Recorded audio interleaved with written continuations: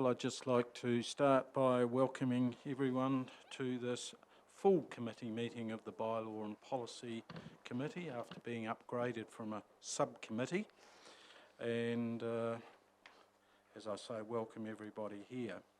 I'll start with the order of business. Do we have any apologies? To me, looks like everyone is present and correct.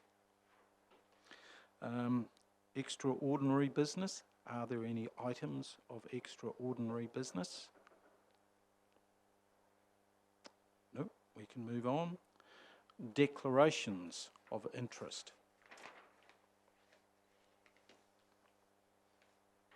Right. Okay, just for a point of clarification, the members of the committee who are named on the front have speaking rights and voting rights. Any other councillors who are here have speaking rights but do not have voting rights. Just as a start, I think it's Rachel and I'd like to welcome Rachel and Tony here, along with Jane. Ask for a presentation of an introduction to the bylaws and policies. Thank you, through the chair. So I think I do know most people here, but I'm Rachel Thomas. I'm Council's policy advisor working in Tony's team. And I also work closely with Richard Mabin, who's the senior policy advisor, and sends his apologies today from Rarotonga. Poor Richard. So as per the terms of reference in your agenda, this committee will oversee any council bylaws, policies and strategies which do not clearly belong with another committee of council. The committee will also oversee the review schedule at the start of each year. Just a couple of examples of bylaws or policies which have that overarching view: climate change and procurement, which will both be overseen by this council. So if there are any submissions going to government on these topics or anything else over reach, then they will be seen here. So we'll start firstly with what a bylaw is. A bylaw is council's way of applying a local rule to an issue. Bylaws can help councils manage problems at a local level, which may not be problems experienced by all areas of New Zealand. So an example of this would be freedom camping. Where this is not an issue in Ashburton district, it is clearly an issue in places like Queenstown, who do have a bylaw in place. Bylaws can also attract fines for breaching a bylaw. There's a general breach of bylaw which we can fine people under. This is a list of all of the current bylaws that are adopted. There's 16 with one in development, which is the stormwater bylaw. The red bylaws are those which are coming up for review next year. So those were all done in 2016 and set on a 5-year review. Bylaws are either 5 or 10 years, depending on the significance of the bylaw and whether it's a new bylaw or not. So those that are coming up for review are likely not to have significant changes, given they underwent quite an in-depth review in 2016 and many received legal advice. Then we've also got policies which aim to change the behaviour through setting guiding principles. They provide context within which council can make decisions. Some are legal requirements, whereas others are adopted to solve a certain problem. But very importantly, there must be clear evidence of a need for a policy. Unlike bylaws, policies are not enforceable. Their purpose is often to encourage behaviour change, such as smoke-free outdoor areas. So we have a policy in place that says people can't smoke in certain areas, but there's absolutely no enforcement behind that. The point is to try and encourage good behaviour. We have 43 policies currently on the policy register, and only around 8 of these are legally required. So we've made the decision as council to adopt the rest of those policies. Over the past 5 years, we've been tidying up that number. I think we went from around 100 policies 5 years ago to now just 43. Many of them were removed because they were covered by other legislation or other council documents. The work program for Richard and myself this year and next is dominated by the LTP policies, which are up there on the slide, and these will go to Audit, Risk and Finance Committee. And I'll let Tony take you through strategies.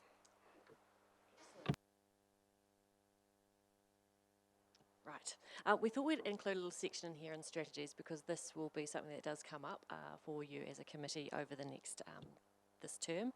So a strategy provides a future-focused framework about the what and the why. Generally, they include a vision statement, an explanation of the issues, and an action plan. And almost always we need to engage and talk with our communities as we're developing a strategy. An example of our most recent strategy that we adopted by Council was a surface water strategy, which set out goals and objectives with a 10-year focus. And then the work program from that drops into our LTP and our annual plan, so helps to give direction to officers. So examples of Council strategies.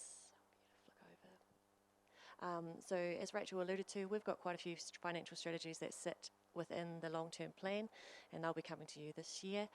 We also have an open spaces strategy in place, surface water strategy, and a walking and cycling strategy, which will be coming to this committee, is under development right now, and we expect to be engaging the community on that in the next several months.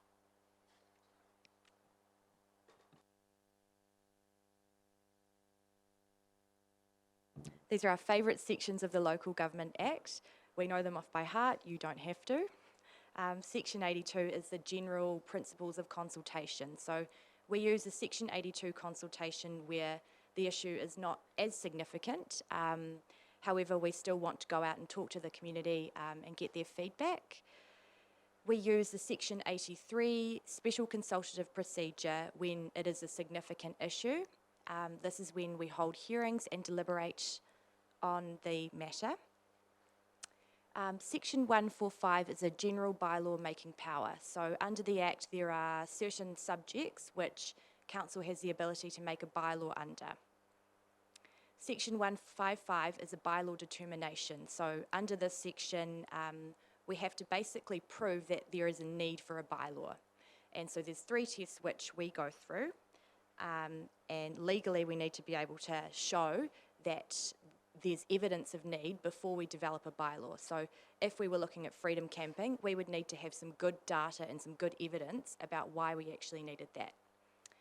One of the reasons for this is that bylaw reviews are costly, they take up a lot of time, they often require legal advice, and also you need to have a problem to solve. So that's just a little bit more detail on the determinations under Section 155. So you need to be able to prove that a bylaw is the most appropriate way of addressing the problem.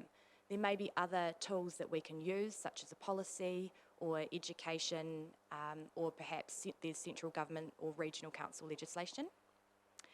Have to be able to prove that a bylaw is the most appropriate form of bylaws. So this is about the way that we present it, and we look after this side of it.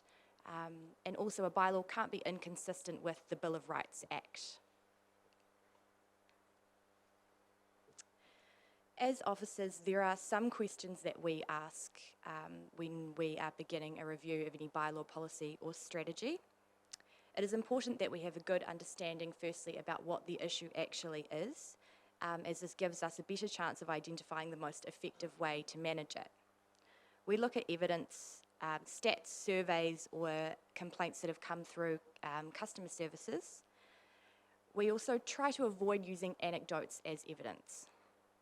We consider whether it's our council's issue or if it could be better dealt with by another agency. We also look if there's any central government or other legislation in place that may cover the issue off, and whether a bylaw, policy or strategy is the best approach to dealing with the issue. This is a very simplified version of the development process that we undertake, and if it was this easy, our jobs would be a lot easier. So we start the review and then develop a document. You as councillors adopt the document, we engage the community, and then the document is adopted in its final version, and then we implement whatever decisions have been made from that. Throughout the process, we're continually collecting evidence, evaluating and submitting to agencies on the topic. So even after a policy is adopted, it doesn't stop. We're always working on these things, collecting evidence and thinking about how we can frame the next review.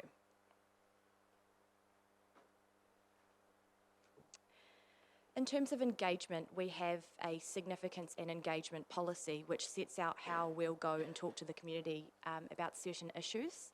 So in anything in council that we're looking at, we use a significance tool and an assessment to figure out how important that issue is. There's, I think, 10 criteria which we run through to try and come up with a score. And then that score will tell us what sort of method we should use for communicating with the community. We like to treat engagement as an ongoing two-way conversation. We ask for feedback and then we also recommend that it's listened to. We know that the community can get upset if we go out there and ask them to help us with a document and then their feedback is ignored. We do this to build trust with the community, to test solutions to a problem. So if we think that a solution is a good idea, then engagement is a great way of finding out what people think about it before it becomes policy. And sometimes engagement is a legal requirement. So you'll hear us talk about the minimum of an SCP. That's when we have to hold the hearings and deliberations, and we participate probably more in that consult space. So there are times when it's appropriate to just inform the community, and that would be things like road closures. However, there are other examples where we would recommend collaborating or involving the community. A recent example would be the work we did on the last LTP on Our Place, where all of the councillors were out running sausage sizzles and getting people to do surveys at AMP shows, and that was definitely more in the involve, collaborate space. We very infrequently would operate in the empower space. An example of this would be participatory budgeting, which is quite popular overseas, however is not so popular in New Zealand. These are the remaining policies and strategies for this committee for 2020, so art collection management, sensitive expenditure and walking and cycling. For walking and cycling, there will be hearings and deliberations as well. So that will just depend on how much feedback we get in as to how often the committee will be required to meet. I hope I've covered everything off, but more than happy to take questions.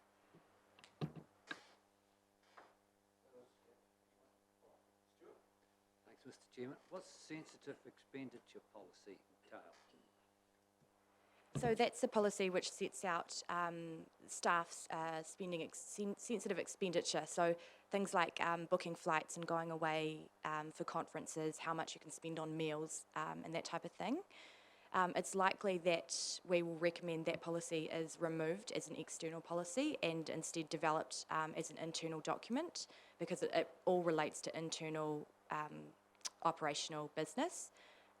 Elected members are covered under the elected members allowances policy, and that sets out your expenses.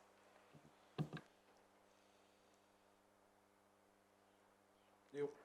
Should governance not have an overview of that, of staff sensitive expenditure? Yeah, should they not? Well, that will be up for discussion on the 19th of March.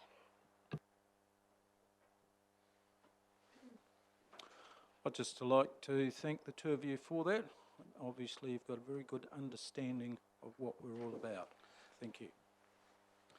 Right, moving on to item number 4, our terms of reference. Oh, sorry, Angus. Just a question to you, Mr. Chair, and for me it's a perennial at the moment. In the policy it says that the group manager, I'm still having trouble with the computer but I'm going to succeed, can call a meeting of this committee. I actually thought that the chair should be the one that can call a committee meeting. If a group manager wishes or believes it's time to have a meeting, surely they can have a discussion with the chair and call such a meeting. because I actually think we as governors of council are the governors and should also be seen to be the governors on ones that can call meetings. Because when you go through the delegations, you'll actually find, I believe, that the chief executive has power to call a meeting, and he has delegated that to the group manager. So I'd just like to hear your view on that, Mr. Chair, if possible. Otherwise, I think the draft terms of reference are very well done, especially the last 3 sentences where it talks about the consultation with the public and the procedure of advising council and recommending to council. I'd just like your view on that. I'm sorry, Mr. Mackay, but I didn't realise you'd actually moved right into the discussion on item 4. I thought we were just introducing it. I asked a question, your view. So, at this stage, I don't really have a view. Basically, obviously, it is the role of governance who is in actual fact in overall control, and therefore whatever is done has to be referenced by governance.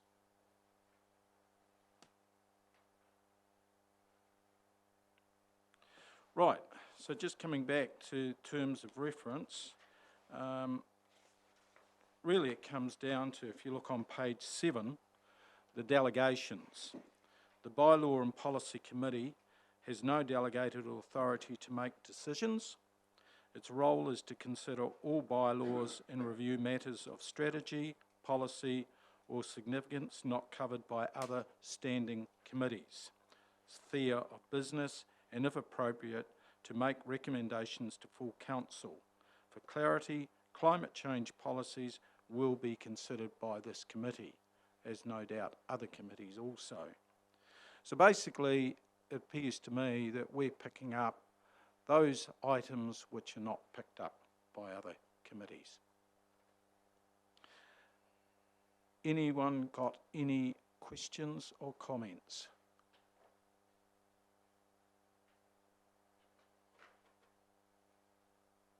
Not, I'll move recommendation. The council adopts the terms of reference for Bylaw and Policy Committee as set out in Appendix 1. And I'd like to second that, thank you. Thank you, Councillors Wilson and McMillan.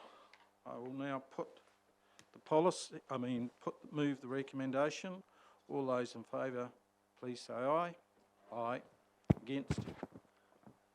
Are we going to have some discussion on the motion? I thought we'd had that already, but sorry. Yes?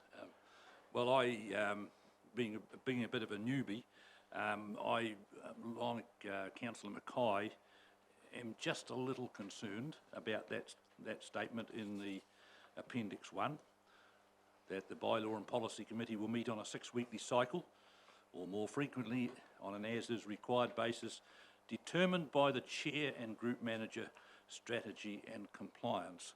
Now, I'm relatively new to this procedure, but I think it should be the Chairman rather than anyone else.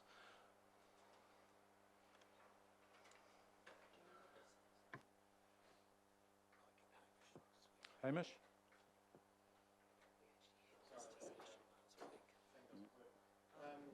The issue here is the intention is that it is in conjunction, that given that group manager will be receiving a whole lot of information into the office, that they will be in the best possible position to advise the chair person of the committee as to the need for a meeting. It isn't intended to imply that governance is some way hamstrung by including a group manager.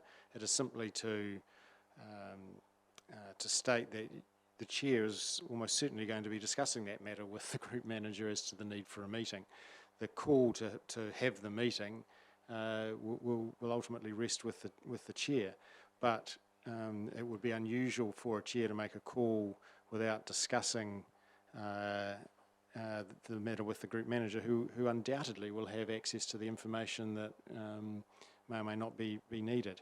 If some information has come to the chair that is urgent, remembering that we're talking about extra meetings, not the 6 weekly cycle, then I imagine they'd want to discuss it with the group manager, and they would agree that a meeting is necessary. So we weren't trying to hamstring governance. We're simply implying that the group manager is part of the conversation, a sensible conversation about whether there is a need for an extra meeting.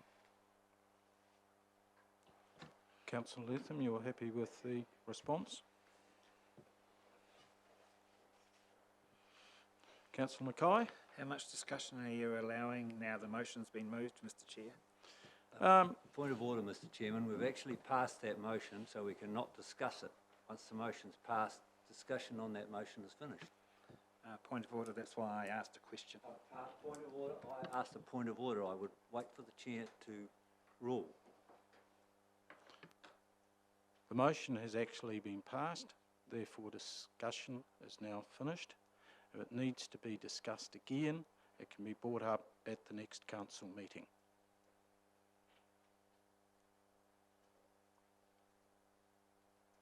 Okay, move on from item 4 and move on to the... We moved it? Yeah.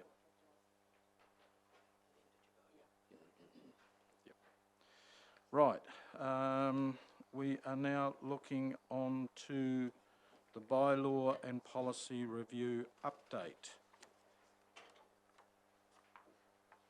And Rachel. Thank you. Through the chair, I will take the report as read. However, I will just point you towards the table 1 on page 11, which sets out what you can expect in terms of policy projects for the year. This is not a conclusive list. It's likely that there are other things that will come up during the year, and we will report these to this committee as they do. Anybody got any questions? Would someone like to move Just the... one question, Mr Chairman. Under Ashton Beach Donga, is that the one that's out for a questionnaire at the moment? Is it? Through the chair, yes it is. Oh, yeah. So what are we going to do with that when it comes in? Is it a questionnaire or is it a consultation? Through the chair, it's a simple questionnaire at this stage. It's not a formal consultation. So what will happen from here is officers will take that information that they've received back from the community to prepare a report to bring to council for direction on the way forward. I've got a question too. Just a question, thank you, through the chair. So these are just for 2020 for this year, not for the term. And how many have we got currently under review? Is it the speed limit, the Ashton Beach and the Ashburton Domain, or is that coming up? Sorry. Thank you, through the chair. Yes, this is the work program for 2020 only. So right now we're talking to the community about the Ashton Beach Donga and the speed limit review, and we'll be bringing to council at the end of February the Ashburton Domain Development Plan draft to get ready to go out for consultation, and possibly the walking and cycling strategy. We're just fixing a few things there. Councillor Wilson? Through you, Mr Chairman. Environmental Services Committee Plan Change 3 Farmers Corner.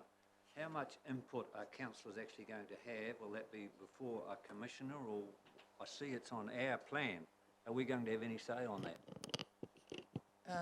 Through you, Mr Chairman, I think it's on there as just part of the work program, but yes, it will be a commissioner that will hear the submissions and make the decision, and then their recommendation will come back to the council.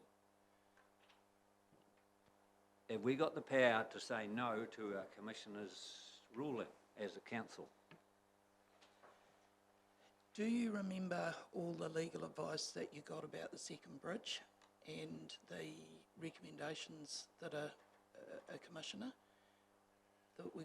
I could recirculate that. There was a lot of legal advice we were given that if you've got a qualified commissioner who has heard all of the evidence and you haven't, then it would be a bold move to not accept it, and the chances of ending up in the High Court would be considerable. So you could, but it would be a dangerous thing to do.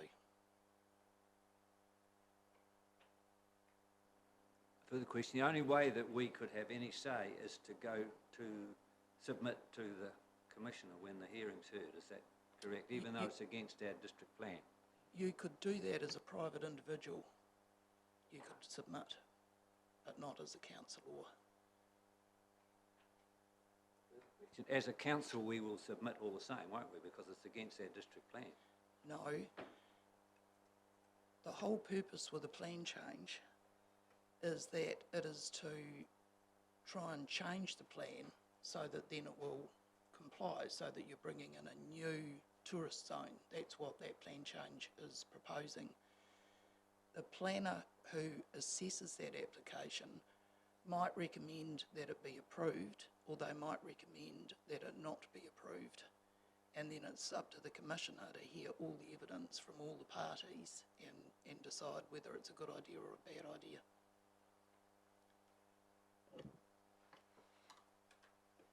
Do you accept the response, Councillor Wilson?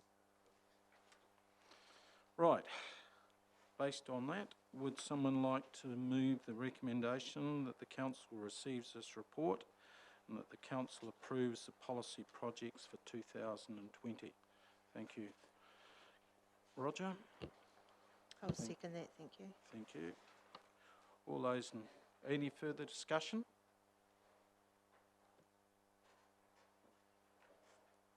Don't see any lights on. Right. I will now put the motion. All those in favour, please say aye. Aye. Against? Carried. Right. Agenda item number 6, procurement policy. Basically, this one is just really tidying up a policy that's been previously passed by council, but what we're trying to do there, or what council are wanting to do there, is to raise the number on the amount required that the chief executive has to sign off on any exceptions. Now, exceptions are where contracts are normally let as per a certain policy and procedure, but there are cases where contracts have to be let in an emergency or some such other situation. So basically, there was a very low level at which these had to be signed off by the chief executive. I think you'll agree that the chief executive's time is probably better off spent on larger amounts than $10,000, and that's why we've now got this recommendation in front of us. Tony, have you got anything further to add? Through the chair, no, you've hit the nail on the head. Any questions, please? Councillor Brown? Just one question. We've got under options analysis with there's option 1 and there's option 2, but they're both recommended. Which one would be the recommended one? Through the chair, I apologise for that. I think that was a late night error on my behalf. The recommended option is to adopt the policy option 1. Thank you. Do we need to change the recommendation there, do we? Through the chair, the recommendation is that council adopts the revised procurement policy, so Okay. it doesn't refer. Okay. Councillor Etham? Thank you, Mr. Chairman. The approval of any procurement exceptions over $75,000, I'm assuming that the money approved is already in a budget somewhere in the current allocation. It's not extra funds. Tony, would you like to Through the respond? chair, yes it is. Okay, thank you.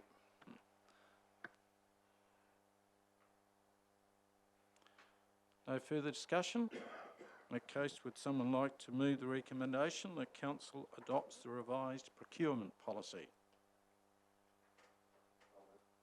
Thank you, Councillor Brown. Thank you, Councillor Mackay. All those in favour, please say aye. Aye. Against? Carried. Right. Local Government Official Information and Meetings Act policy.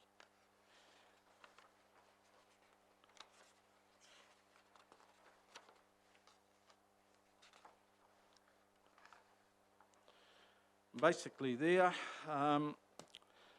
we're looking at just an update to where people can write into council and ask for further information on particular subjects. And the main change substitutes references to unreasonable conduct, an expression that does not appear in the Act, with reference to frivolous, vexatious and trivial requests, which does appear in the Act. Tony, have you got anything further to add? No, I haven't. Thank you. Any councillors have any questions?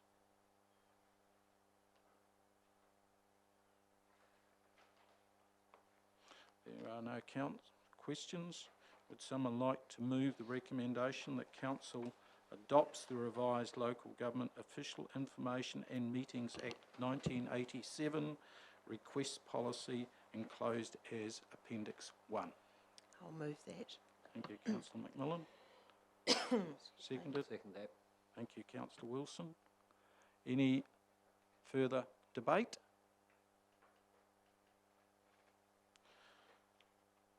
Therefore, all those in favour, please say aye. Aye. Against? Carried. Right, moving on to number 8, asset disposal policy, which when I got this I thought was going to be really interesting. But in actual fact, I like getting rid of assets. So basically, who is speaking on behalf of Richard? Thank you, Tony. Thank you, through the chair. So the assets disposal policy has had a bit of a tidy up, and as Richard states really clearly in his report, it's basically very sound. The changes that have been made have been highlighted in yellow, and you will all hopefully have the version that has highlighted in green under section 5 some additional changes that came in later last week. Essentially, this means that officers will be able to look to dispose of an asset to a community group if it's under a certain value, and it gives some more clearer guidance in the way in which we can do that. Also within the definitions of the policy, the managers now also includes reserve boards and memorial hall boards. So that's to ensure that as a council we are able to offer them assets through a disposal process in a really clearly defined way. Happy to take questions. So all of the highlighted parts of this policy are new, are they? They were not there before? Yes, they are all the new, they're the new areas of the policy, or it's been a minor wording change to be clearer. Okay. I guess I should ask, has everybody got a copy of the policy with the green in it? All the green, Okay. not the green.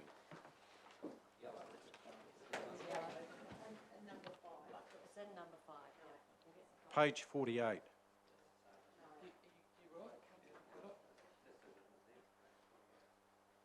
That one there. I think it's the green. I think the green was what.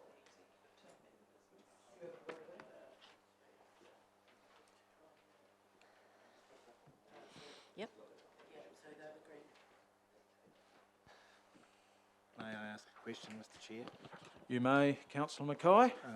Seeing that a few of us haven't got the green, would it be possible to put it on the wall so we can look at it instead of waiting for paper to be done away with, save another tree? I'm doing that as we speak. That's why we have technology.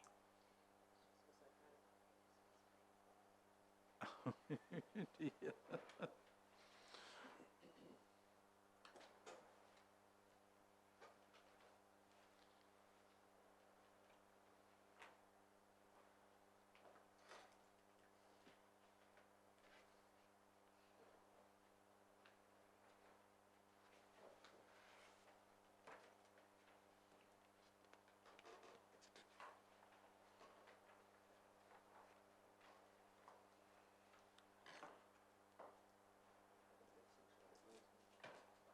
Yeah, well, it's only number 5 on question 48, isn't it?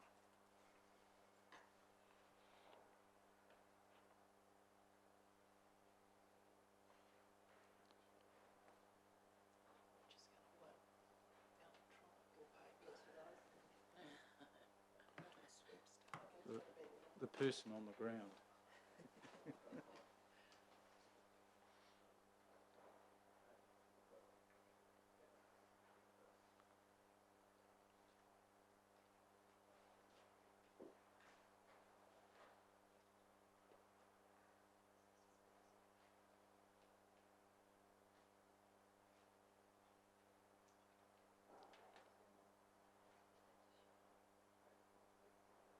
I think paper's going to be. It's got it. I'm just not quite sure why it's not showing on your screen when it's on mine.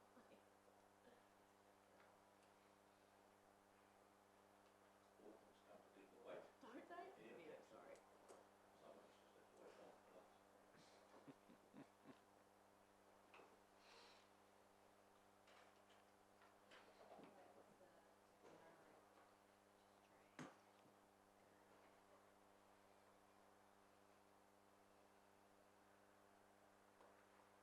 There we go.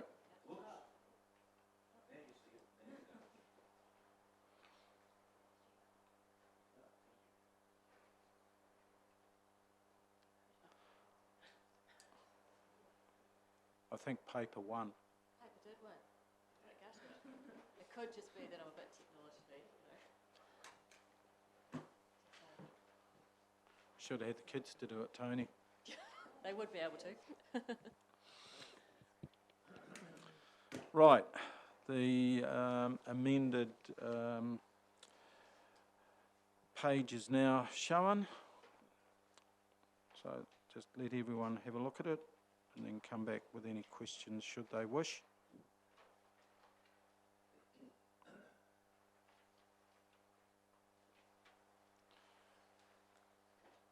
Mayor Brown? Just have one question. In today's society, we're looking at chucking things away less and less and using them for their full life. And on depreciation schedules, you have a life of an asset, and it says it should be disposed of at the end of whatever for accounting terms, and you'd be familiar with that. At the end of its life is up and it's time to get rid of it and get a new one. But the piece of equipment could still be very useful. And you have an actual life rather than a book life. Do we take that into account with this policy of using the asset to the end of its actual life rather than disposing of it and probably letting it end up in a landfill, if you know what I mean? Question of management, It's something today. It's more relevant today than it was 5 years ago. It is. Yeah. Yeah.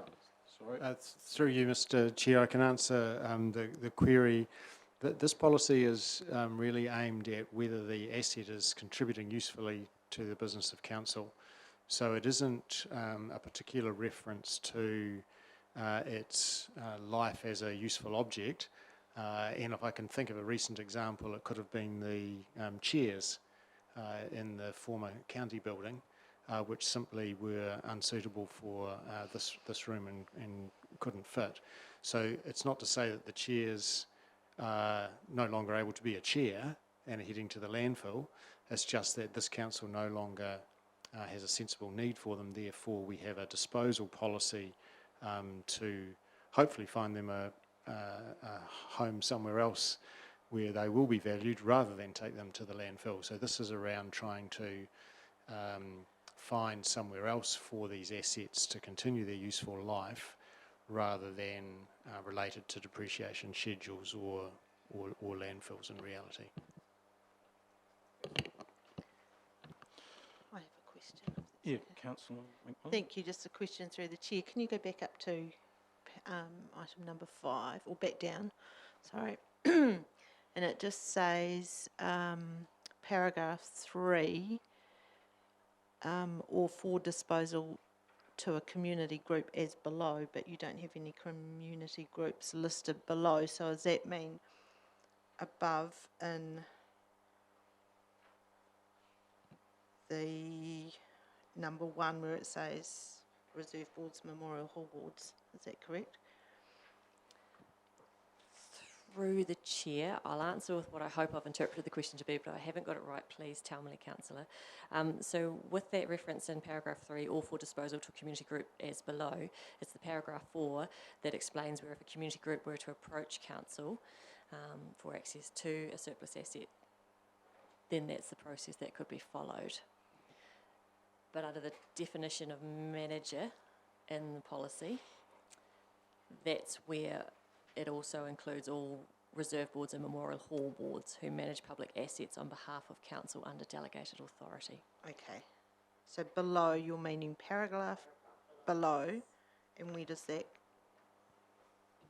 where is that in the paragraphs below? Excuse me, John. Oh, Sorry, Mr. Chair. Perhaps I can just to embellish on Tony's answer. So firstly, reserve boards and hall committees are not regarded as community groups because in essence they are part of council. So when we refer to a community group, it's not those, it's outside of that. We haven't tried to list them all because you inevitably would miss someone out, or a new one would form and should be able to freely make application. The reference in this policy to as below is to describe the process, as opposed to try and refer to a list that is somewhere else. So I think it works in terms of pushing the decision making and the process to how we would respond to a request or make an offer to a community group, such group not being reserve board or hall committee as they are already part of the council system.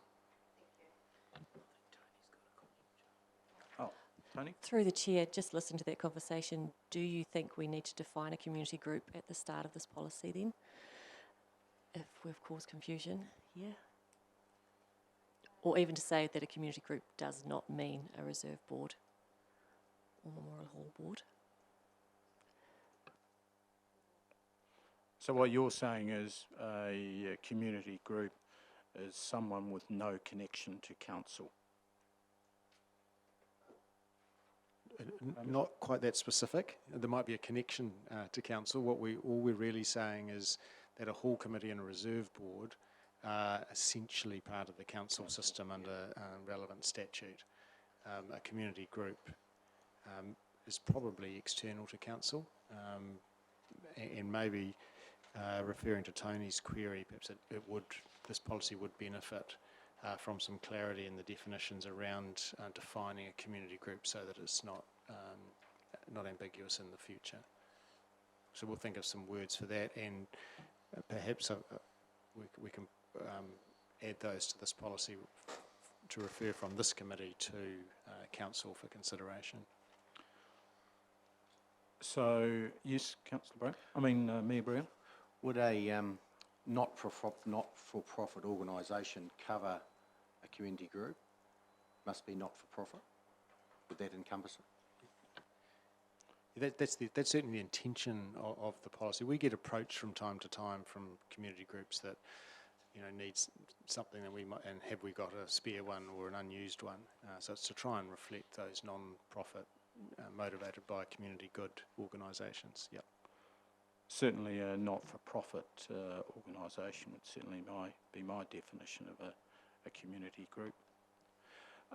Just coming back, obviously there is going to be some changes before this goes to council. So therefore, do we just leave this on the table to come back to be finally passed by council, or do we do the recommendation of what we've got now with a rider that the definition of community group is to be defined when it goes to council? We could certainly circulate a definition to you within the next 24 hours if you'd be happy to continue to push this through to council.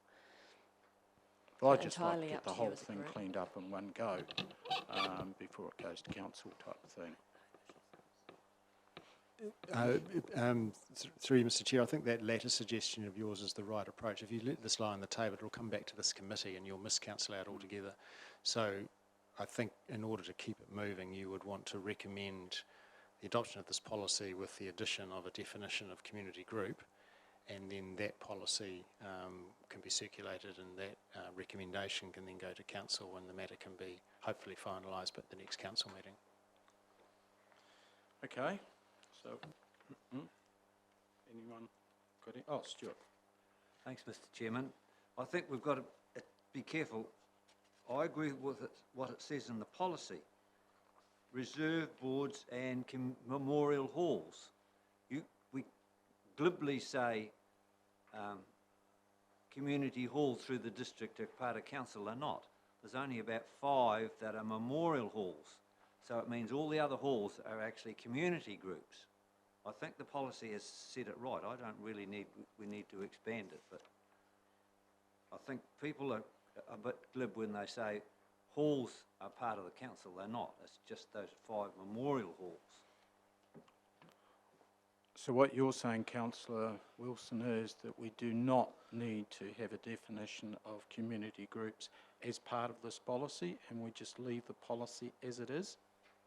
That's correct. It states reserve boards and memorial halls boards. Well, everything else, every tennis club, community hall, whatever, is a community group. Citizens groups now, they're all community groups. If you're going to have a list, you're going to miss somebody out for sure, because this tennis club might call themselves a community group, but... Yeah, Mr Chairman, I think I agree a wee bit with Councillor Wilson.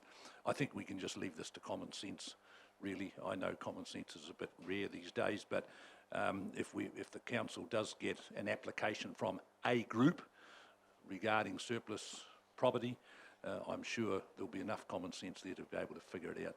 So I don't think there's any need to change this.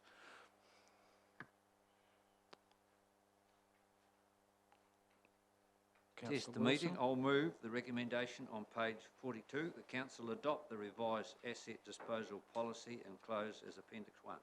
Do we have a seconder? I'll second that. Thank you, Councillor Latham. Any discussion on the motion as it is now put? Mayor Brown? Yeah, I'd like the clarification of the community groups. Clarification of what a community group is. And come to next council with that definition. Councillor Mackay? Would you accept an amendment?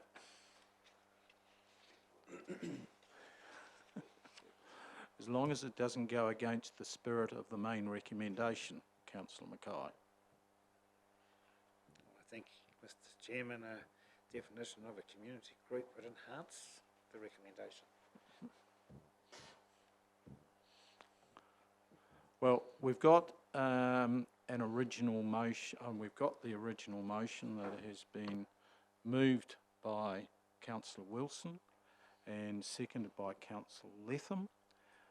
Shall we first of all put that to the vote, or do we take the amendment first? Okay. Yes, without having yet heard the amendment, the meeting would probably benefit from the amendment being made in a positive way, and then you'll be able to judge whether it's a direct negative or an enhancement. I think we probably know what's coming, but we haven't heard the amendment. Councillor Mackay, are you going to move an amendment? And you've now had time to think about it? Thank you, Mr Chair. The amendment would read, in my opinion, that council adopt the revised asset policy enclosed as Appendix 1, subject to a definition of community group being supplied to council for its decision.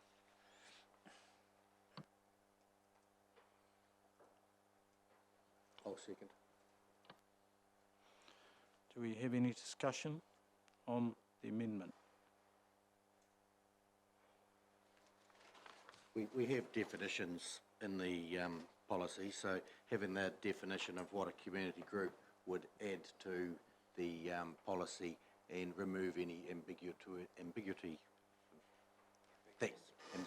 that could be interpreted So I see it as an asset to have it in there. I would support the amendment so long as the definition of community group is precise and would come down to not-for-profit organisations. Any further discussion? In that case, sorry, Councillor Mackay. Yes, when you mean not for profit, I thought it was good financial prudence management for a community group to have a profit of at least 1 cent each financial year. So if they had 1 cent profit or more under what you've just shared, they would no longer be eligible for this. Have I read that correct? It's a question, Mr. Chair, to you. I think not-for-profits is a definition for tax purposes. Not-for-profits don't pay tax. A lot of businesses are out there don't run at a profit, but they don't pay tax either.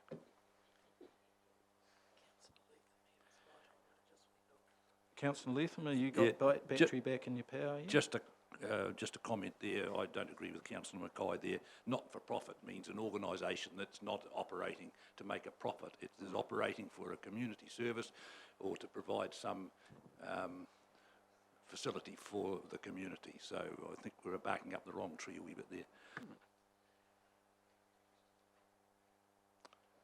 Right. Any further discussion before I move the amendment? The amendment, has someone got a copy of it, please?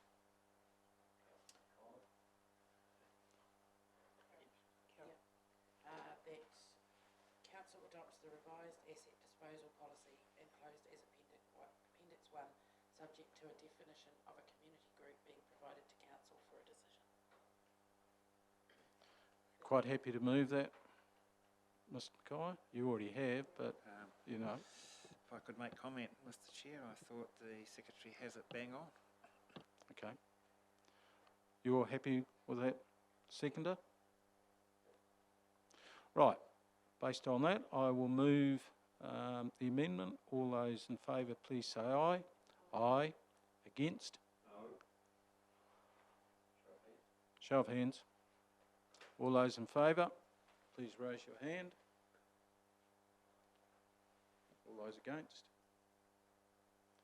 I'd move that the amendment is passed. And by passing the amendment, do we have to go back and become part of the motion? And therefore, we will move the motion with the original motion with the amendment added to it.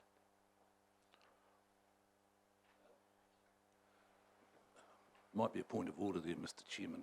I think if the amendment becomes, the CEO will be able to enlighten me here, but if the amendment becomes the motion, you just have to put the motion again, as we've just passed it, so you actually pass it twice. I stand to be corrected, but I think that is the procedure. I think you are correct. Yes, Councillor Latham is correct. The amendment becomes the substantive motion. Yeah. It doesn't add to the previous, the original motion. It becomes the motion. You just now need to put that as the motion again. Councillor Stewart, were you going to? Okay. I will now put the motion again. All those in favour, please say aye. Aye. Against? I think it's carried. Thank you. There is no further business on the agenda, according to my agenda, so I thank you all for your attendance. It's been a most interesting meeting, more interesting than what I thought it was going to be, that's for sure. So thank you for your comments.